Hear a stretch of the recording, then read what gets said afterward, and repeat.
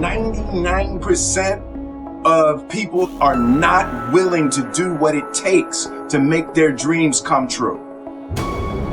The Marines have a saying, everybody wants to go to heaven, but nobody wants to die. The center of bringing any dream into fruition is self-discipline. You know, something as simple as food and eating. It's not about your body as much as it is about your mind. It's getting command of your mind to be able to choose actions that are in your own best interest. Every day we are choosing that's not in our own best interest. So if the world is attacking you and the world wants to fight you and the world's trying to hold you down, so you're gonna kick yourself in the balls? So you're gonna stop yourself from getting what you dream. And I think the word discipline has kind of gotten a bad name. We think about it in terms of punishment. I'm not talking about discipline in that way. I'm talking about discipline in the sense that you forego immediate pleasure for the exchange of long-term self-respect. I believe that self-discipline is the definition of self-love. That when you say that you love yourself, that means that you have behavior towards yourself that is loving. Self-discipline is the center of all material success.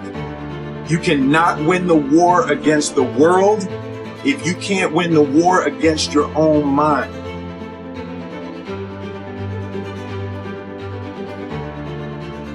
Self-love is when you say to yourself, man, look, I know you and that girl got a real connection.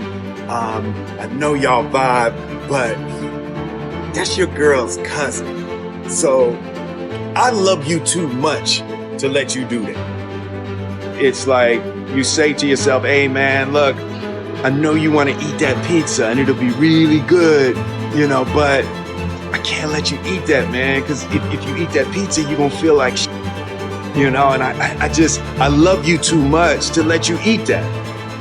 Self-love is, hey, look, I know you got a test on Monday, you know, and I know you really want to go out with your friends. It's Saturday night, you want to go out, but if you fail that test, you're not going to feel good about yourself. You know, I love you too much to let you go out tonight. Self-discipline is self-love. If you want to be happy, you have to love yourself, which means you have to discipline your behavior. The road to sustained happiness is through disciplining your behavior. We tend to base our self-esteem on what other people think. And that's not really self-esteem. Self-esteem is supposed to be how we feel about ourselves. And I was just saying how dangerous it is to allow other people to determine how you're going to feel about you. And it's kind of like looking into a broken mirror.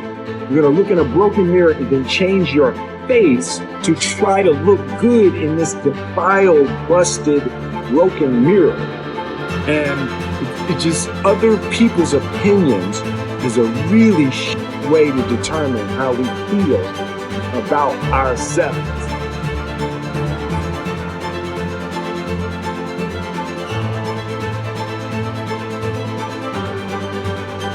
No matter whose fault it is that something is broken, if it's your responsibility to fix it. For example, it's not somebody's fault if their father was an abusive alcoholic, but it's for damn sure their responsibility to figure out how they're going to deal with those traumas and try to make a life out of it.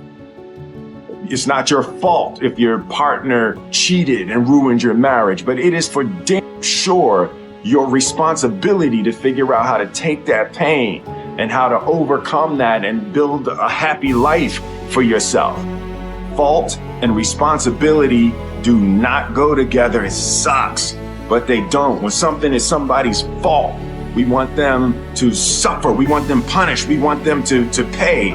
We want it to be their responsibility to fix it. But that's not how it works, especially when it's your heart. Your heart, your life, your happiness is your responsibility and your responsibility alone. As long as we're pointing the finger and stuck in whose fault something is, we're jammed and trapped into victim mode. When you're in victim mode, you are stuck in suffering. The road to power is in taking responsibility. Your heart, your life, your happiness is your responsibility and your responsibility alone. You can make a person smile, you can make a person feel good, you can make a person laugh, but whether or not a person is happy is deeply and totally and utterly out of your control. The prerequisite for spending time with any person is that they nourish and inspire you. They feed your flame. Look at your last 5 text messages. Are those people feeding your flames or dousing your fire? Put your phone down for just a second and look around. Look to the people around you. Are those people throwing logs on your fire or are they pissing on it?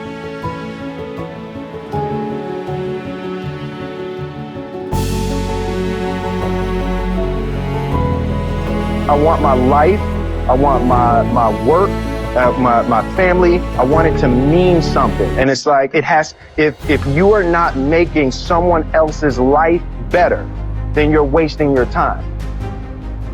The separation of talent and skill is one of the greatest misunderstood concepts for people who are trying to excel, who have dreams that want to do things. Talent you have naturally. Skill is only developed by hours and hours and hours of beating on your craft. You don't try to build a wall. You don't set out to build a wall. You don't say, I'm going to build the biggest, baddest, greatest wall that's ever been built. You don't start there. You say, I'm going to lay this brick as perfectly as a brick can be laid. There will not be one brick on the face of the earth that's going to be laid better than this brick that I'm going to lay in this next 10 minutes. And you do that every single day. So you have a wall. And I think psychologically, the advantage that gives me over a lot of people that I have been in competition with in different situations is it's difficult to take the first step and look how big the task is.